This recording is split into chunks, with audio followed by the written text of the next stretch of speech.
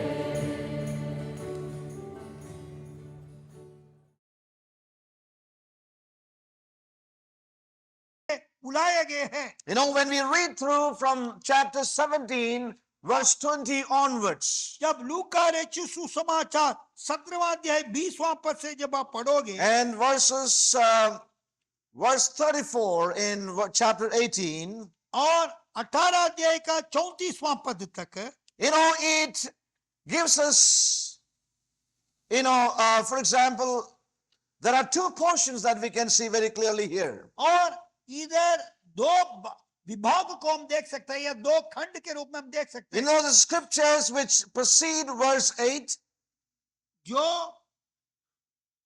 वचन जो लूका Verse रचित सुसमाचार 18, 18:8 के पूर्व है yes, and the verses thereafter.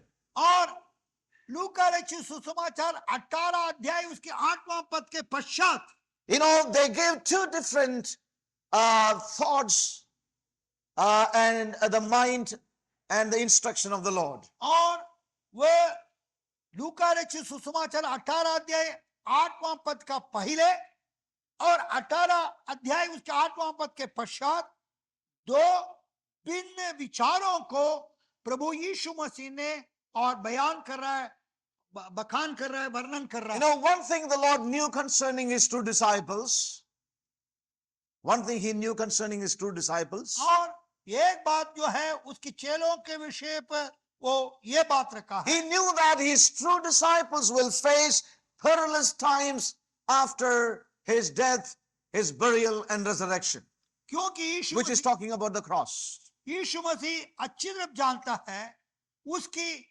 क्रूस की मृत्यु Yes. और उसका गाड़े जाना और जी उठकर पुनरुत्थान के पश्चात उसके चेलों ने क्या क्या कष्ट झेलेंगे या क्लेश झेलेंगे कहकर यीशु मसीह अच्छी तरह जानता है। That they are to face perilous times until he is returned back again to this earth. क्योंकि वह यीशु मसीह अच्छी तरह जानता है Yes. यीशु मसीह का द्वितीय आगमन समय तक उनके यीशु मसीह की चेले और ऐसा समय को सामना करना पड़ेगा।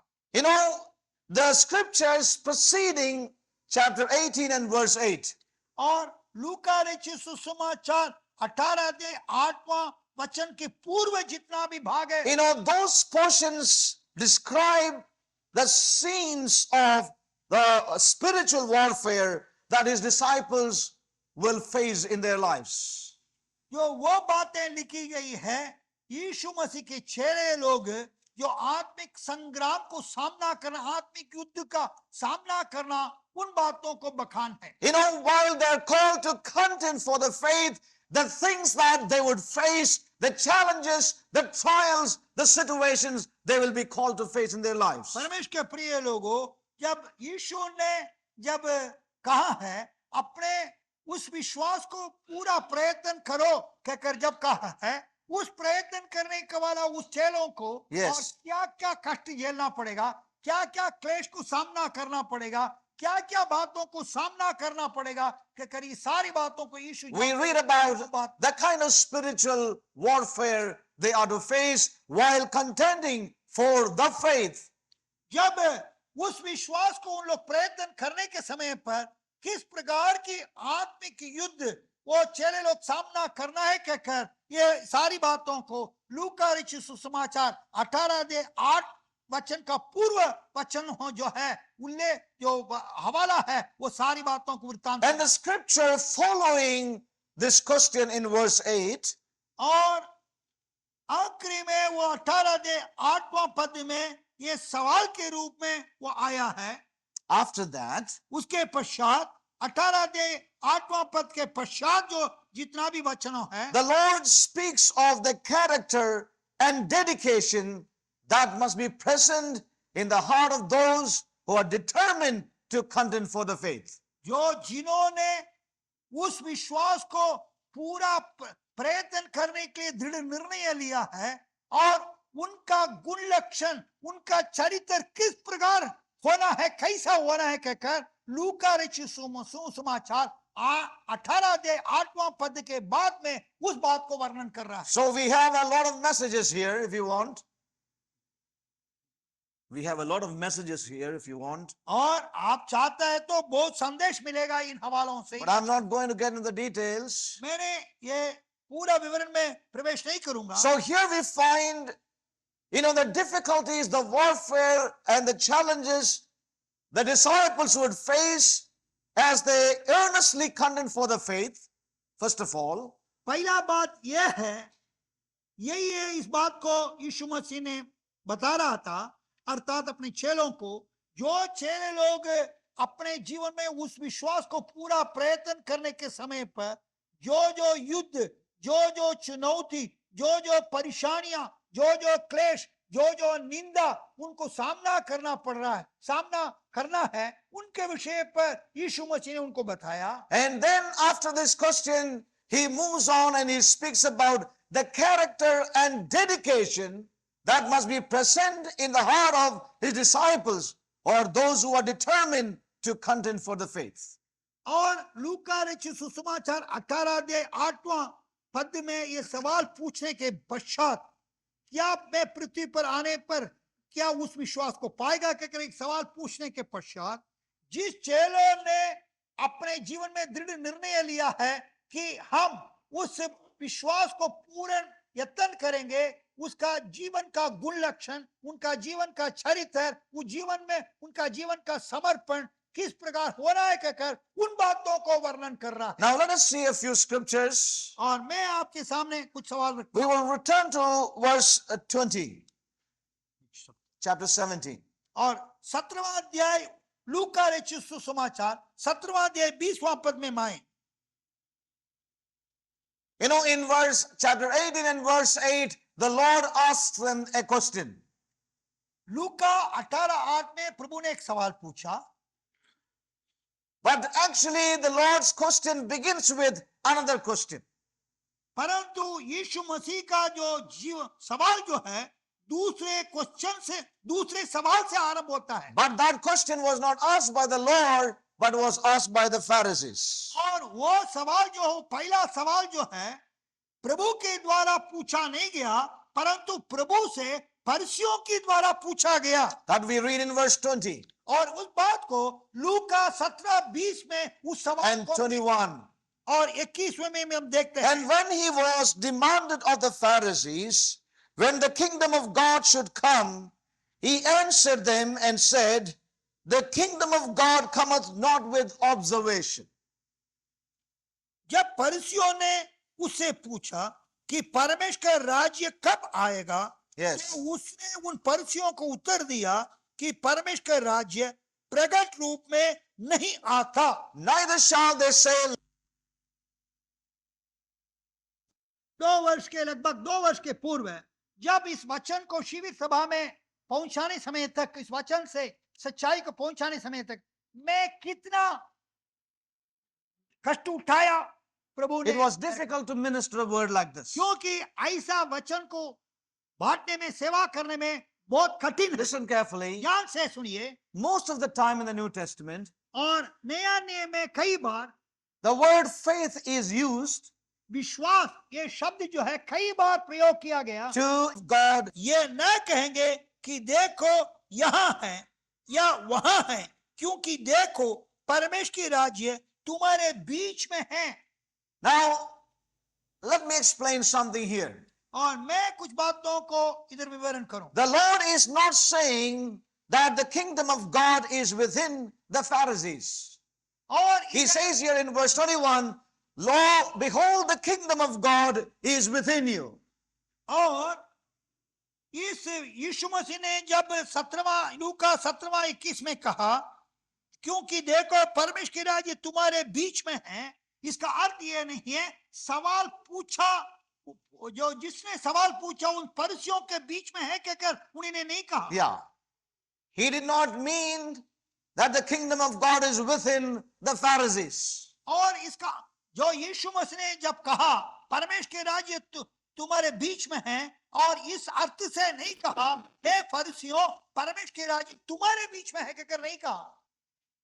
He did not mean within the Pharisees. और इसका अर्थ यह भी नहीं फरीसियों के बीच में परमेश्वर के राज्य है. You know, there was another Pharisee who came to Jesus Christ one night. और एक रात को एक फरीसी यीशु मसीह के पास And आया that Pharisee's name is Nicodemus. और उस फरीसी के नाम है निकुदमुस। And when he came to the Lord Jesus Christ, जब वो यीशु मसीह के पास आया the Lord Jesus said very clearly to this Pharisee, और उस फरीसी से, उस निकोदेमुस नाम फरीसी से यीशु मसीह ने बड़े स्पष्ट he said that he must be born again. और तू नए सिरे से जन्ना अनिवार्य है, अवश्य है बोला है। You know, it says in the Amplified like this. और एम्पलीफाइड तर्जुमा में इस प्रकार कहता है, Jesus answered him, I assure you most solemnly, I tell you that unless a person is born again, anew from above, he cannot ever see, know, be acquainted with,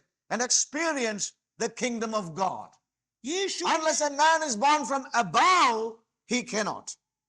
यीशु ने उस फरीसी निकोदेमुस को यही सवाल दिया, देखो मैं तुझसे सच सच कहता हूं, तुझको मैं निश्चित रूप से मैं कहता हूं, दृढ़ता पूर्वक कहता हूं कि जब तक एक व्यक्ति ऊपर से नए सिरे से न जन्मे या तब तक वो उस परमेश्वर के राज्य को देख नहीं सकता, परमेश्वर के राज्य को समझ नहीं सकता, परमेश्वर के राज्य को पहचान नहीं सकता, परमेश्वर के राज्य से परिचित नहीं हो सकता, परमेश्वर के राज्य को अनुभव भी नहीं कर सकता। Yes.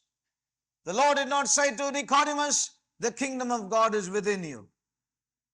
प्रभु यीशु मसीह ने निकोदेमुस फरीसी से यह नहीं कहा परमेश्वर के राज्य तुम्हारे बीच में है या तुम में है कहकर नहीं कहा। So we need to understand that the Lord is not saying that the kingdom of God is within the Pharisees. और इस कारण इस बात को मैं और आप समझना अनिवार्य है, यीशु ने यह नहीं कहा कि हे फरीसी लोग परमेश्वर के राज्य तुम्हारे बीच में है कहकर कहा है कहकर हम नहीं समझना। Hence the Lord Jesus was telling these demanding Pharisees, और ये सवाल को उत्तर मांगने वाला इस फरीसी से इस तात्पर्य से प्रभु he Yeshu was telling these hostile Pharisees, और ये बलवा करने वाले इस फरीसियों से यीशु ने यही he Uttar was telling this ever watching to accuse him Pharisees, और हमेशा यीशु को ऊपर दोष लगाने का और हमेशा मौका ढूंढने वाला उस फरीसी से यीशु ने उत्तर दिया। he was telling them that they are not to look for the kingdom in outward displays in their lives. और उनसे कहा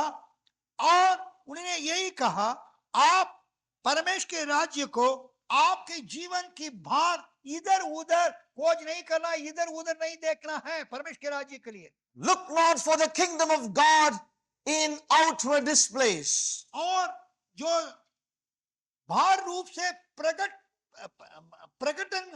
रूप में जो दिखाने वाले उस दृश्य में परमेश्वर के राज्य को आप नहीं Do देखना। not look for the kingdom of God in supernatural manifestations. या परमेश्वर के राज्य को एक दैविक प्रकटन से और होगा कहकर आप इस प्रकार भी नहीं देखना। He said not to do that. और आप ऐसा काम मत करना। Then he said to them, the kingdom of God is not localized or it is not an earthly display. और दूसरे शब्दों में कहने से यीशु मसीह ने कहा है परमेश्वर के राज्य जो है और It is not localized or an earthly display. और इस पृथ्वी पर प्रकट नहीं हुआ या ये उसको स्थानीय रूप में भौतिक रूप में प्रकट नहीं होगा कहकर उन्होंने बताया। The kingdom of God is not a localized or an earthly display.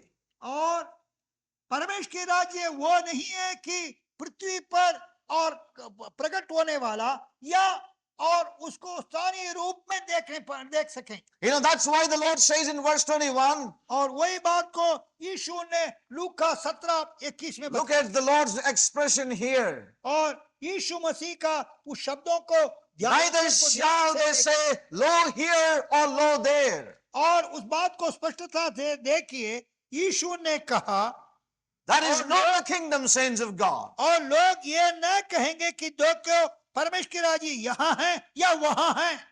You know, the Amplified says, nor will people say, look here it is, or see it is there, for behold the kingdom of God is within you.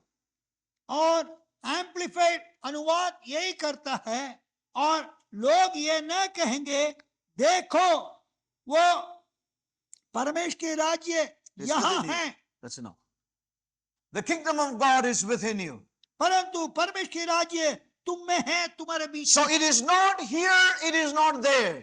और परमेश्वर के राज्य प्रकट के रूप में इस स्थान में या उस स्थान It is में not है a नहीं। localized or an earthly display like many are trying to produce the kingdom today in the earth. परमेश्वर के प्रिय लोग, बहुत लोग परमेश्वर के राज्य में अपने कल्पना के द्वारा इस पृथ्वी पर ही दिखाना चाहता है। इस प्रकार नहीं है परमेश्वर के प्रिय लोगों। It doesn't come by mere outward display, saints of God. परमेश्वर के प्रिय लोगों, ये परमेश्वर के राज्य और दिखाने वाले प्रकट रूप में Now, नहीं आए। what does the Lord mean by this? Let our eyes be open tonight. और आज रात काल हमारे आत्मिक कान खुल जाए। I believe that there are several of us who need to be delivered. और मैं ऐसा समझता हूं, हम में से बहुत लोग इस बातों से आजाद होना है, छुटकारा पाना है। We are still looking for some manifestation, और some amongst us. और हम में से कुछ लोग जो है कुछ प्रकटन को, बातों को The day of sect and creed for us forevermore is past. Our brotherhood are all the saints upon the world so vast. We reach our hands in fellowship to every blood-washed one. Together all one church compose the body of His Son. Oh, sons of God, the day of Jubilee has dawned so bright and glorious for thee.